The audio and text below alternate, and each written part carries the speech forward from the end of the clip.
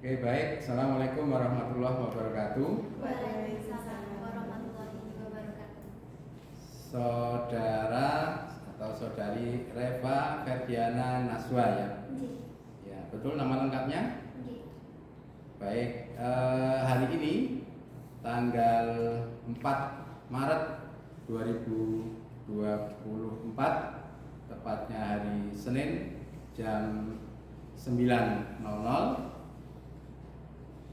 kamu akan mempresentasikan ataupun mempertanggungjawabkan hasil praktik kerja lapanganmu ya, selama beberapa bulan. Dan dalam penyampaian ini nanti silahkan dipresentasikan dan dipertanggungjawabkan apa yang telah kamu dapat di dunia industri selama kamu melaksanakan PKL. Nanti setelah presentasi, seandainya nanti presentasimu sudah membuat kami penguji, Bu Maya dan Pak Haryadi, sudah cukup memahami apa yang kamu sampaikan, maka barangkali tidak begitu akan ada kami tanyakan. Tetapi nanti kalau perlu kami tanyakan, barangkali beberapa pertanyaan yang berkaitan dengan apa yang telah kamu lakukan di Dudi selama PKL ya. Baik, Pak. Nah, sebelumnya Riva silahkan diserahkan dulu laporan PKL yang sudah kamu buat kepada kami untuk kami lakukan penilaian ya. Baik, Pak.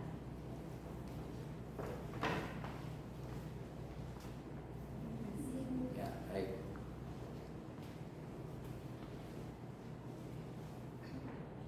Nah, baik. Setelah ini silahkan kamu presentasikan PKL-mu. Saya berikan atau kami berikan waktu kurang lebih 10 menit sampai 15 menit. Ya. Silahkan bisa dimulai dari sekarang. Silakan satu konsentrasikan.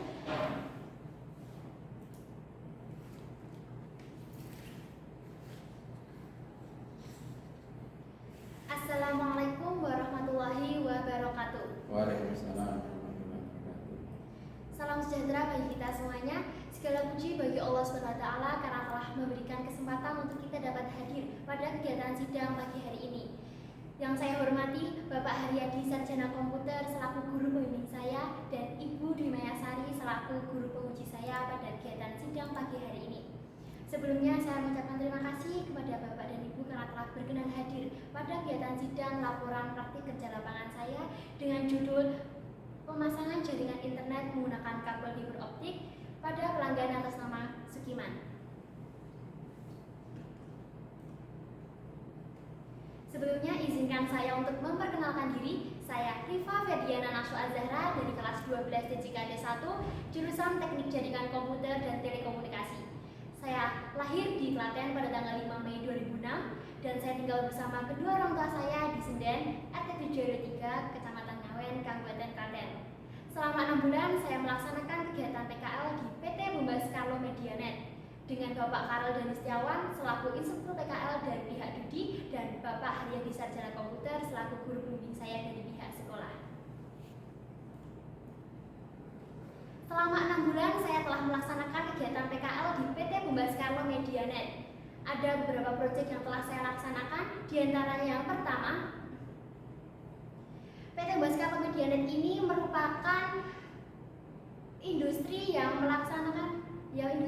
berkecimpung pada bidang internet service provider. Bombas ini beralamat di Jalan Manisenggo kilometer 5, Prambanan, Klaten.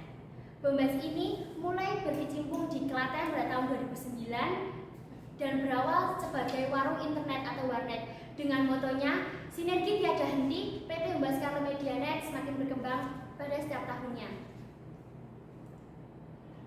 Selama 6 bulan saya telah melaksanakan kegiatan PKL di PT Bombas Carlo Medianet dan ada beberapa proyek yang telah saya laksanakan. Di antaranya yang pertama, penanaman tiang guna membangun jaringan fiber optik. Tiang merupakan salah satu infrastruktur yang digunakan untuk membangun jaringan fiber optik. Yang kedua yaitu dismantel jaringan wireless.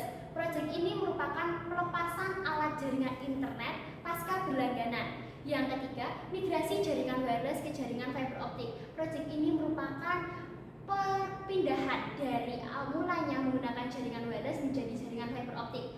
Yang keempat, penggantian password jaringan wireless. Proyek ini perlu dilakukan karena agar bisa mencegah dari pembobolan akses internet dari orang asing. Yang kelima, penginputan data tagihan DC atau retail. Proyek ini merupakan penginputan pembayaran dari suatu pelanggan pada setiap bulannya. Yang terakhir, pemasangan WiFi jaringan fiber optik. Yang terakhir ini merupakan proyek yang saya angkat sebagai judul laporan saya dan saya kembangkan menjadi pemasangan jaringan internet menggunakan kabel fiber optik pada pelanggan atas nama Sukiman. Selanjutnya, ada 3 tahap pada saat melakukan pemasangan jaringan internet fiber optik, yaitu ada perencanaan, pelaksanaan, dan pengujian. Tahap yang pertama yaitu perencanaan. Sebelum melakukan pemasangan jaringan internet, pihak kantor akan melakukan pendataan online dengan pengisian via form melalui WhatsApp yang akan dikirimkan ke calon pelanggan baru. Lalu dengan itu, calon pelanggan baru akan diinformasikan untuk penjadwalan survei lokasi. Dengan adanya survei lokasi itu, nanti akan memudahkan tim teknisi untuk melakukan pemasangan jaringan internet. Kemudian, hasil survei lokasi yang telah dilaksanakan tim teknisi akan dilaporkan melalui aplikasi penjadwalan online yang telah disediakan oleh tim NOC atau Network Operation Center. Kemudian, pemasangan jaringan internet akan dilakukan 3 hari setelah dilakukannya survei lokasi.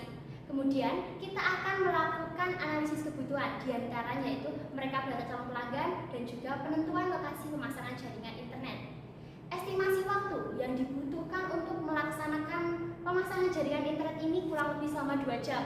Di antaranya yaitu mereka data calon pelanggan selama 20 menit, persiapan peralatan yang dibutuhkan selama 20 menit, pemasangan perangkat, serta aktivasi jaringan internet selama 120 menit. Tahap yang kedua yaitu pelaksanaan. Langkah yang pertama yaitu mereka data calon pelanggan baru yang dimana kita akan membutuhkan KTP sebagai identitas pelanggan.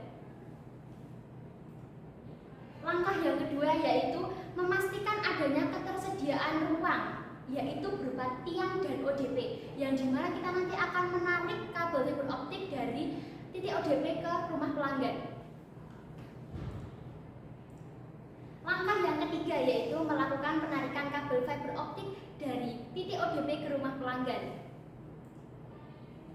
Langkah yang keempat yaitu melakukan splicing kabel fiber optik, yang dimana hal ini memiliki beberapa keuntungan, diantaranya yaitu memiliki daya tahan yang cukup tinggi terhadap tegangan dan juga fleksibilitas dapat digunakan dalam berbagai situasi. Langkah yang kelima yaitu melakukan pemasangan perangkat berupa modem pada titik yang diinginkan oleh pelanggan. Tetapi ada beberapa hal yang harus diperhatikan pada saat melakukan pemasangan perangkat, yaitu pastikan titik yang diinginkan oleh pelanggan harus dekat dengan stop kontak. Langkah yang keenam yaitu pastikan kita tahu password dan username pada bagian belakang modem agar kita bisa tahu pada saat kita melaksanakan konfigurasi jaringan. Langkah yang ketujuh yaitu buka pada aplikasi Chrome, lalu ketikkan IP pada kolom pencarian yaitu berupa 192.168.1.1.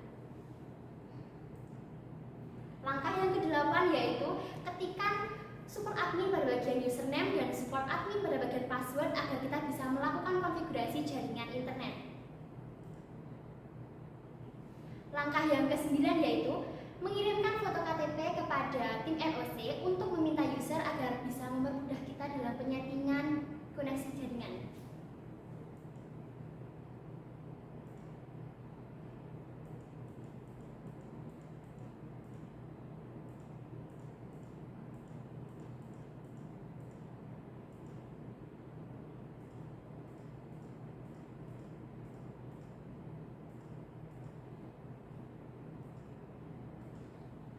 Langkah yang terakhir yaitu pilih opsi pada bagian network di bagian deret atas, lalu pilih opsi pada bagian one connection pada bagian deret samping kiri. Lalu kita akan melakukan pengisian pada beberapa bagian. Di antara yang pertama, pilih opsi pilih opsi pada bagian connection name. Lalu yang kedua, checklist pada bagian LAN 1, LAN 2, LAN 3, LAN 4, dan SSID 1 pada bagian port binding. Yang ketiga yaitu pilih opsi internet pada bagian service list.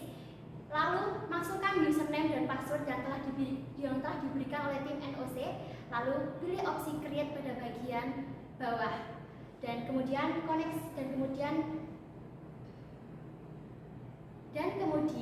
penyettingan koneksi jaringan internet telah selesai dilaksanakan. Langkah yang terakhir yaitu pengujian jaringan internet dengan menggunakan speed test. Hal ini sangat diperlukan agar tidak terjadi suatu yang tidak diinginkan dan kita bisa memastikan bahwa koneksi internet dapat berjalan dengan baik. Sekian presentasi dari saya. Apabila ada salah kata mohon dimaafkan. Wassalamualaikum warahmatullahi wabarakatuh. Waalaikumsalam warahmatullahi wabarakatuh. Baik, terima kasih Eva atas presentasinya. Dan kemudian penguji berikutnya Bu Maya barangkali akan ada yang ditanyakan. Monggo Bu Maya. Ya, terima kasih Pak Riyadi untuk waktu yang diberikan. Mohon maaf Mbak Rifa, di sini saya akan menanggapi apa yang telah dipresentasikan tadi berkaitan dengan struktur organisasi dalam perusahaan tadi belum tersampaikan ya. Ya, itu yang pertama. Kemudian yang kedua, tadi kamu bisa memaparkan, menjelaskan keenam kegiatan ya, itu mengalami kesulitan dan kelebihannya yang dimana, karena kalau kita hanya melaksanakan 6 proyek itu dalam durasi waktu yang singkat, itu pasti mengalami kendala. Nah, itu kendalanya bagaimana, solusinya bagaimana? Terima kasih Mbak Eva. Izin menjawab pada bagian 6 proyek tadi. Mungkin pada saat pelaksanaan kegiatan mengalami beberapa kesulitan seperti kekurangan alat, dan itu nanti solusinya kita akan menghubungi pihak kantor, yaitu khususnya pada bagian infrastruktur. Mereka nanti akan menanggulangi masalah itu dengan cara mengirimkan barang ke titik kita pengerjaan proyek itu. Jawaban yang soal yang kedua berkaitan dengan struktur organisasi bisa diuraikan dari atasan sampai bawahan, karena itu kan harus ada ya di dalam organisasi itu. Ya, silakan. Saya minta waktu sebentar deh Bu. Iya.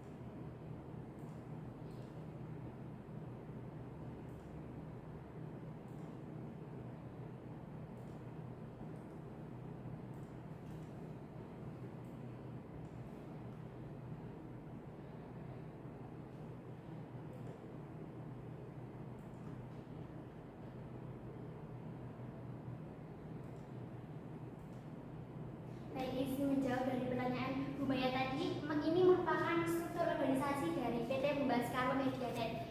Ada Chief Executive Officer, Chief Technical Officer, Chief Financial Officer, Chief Operational Officer, Technology Manager, DOP and Partnership Manager.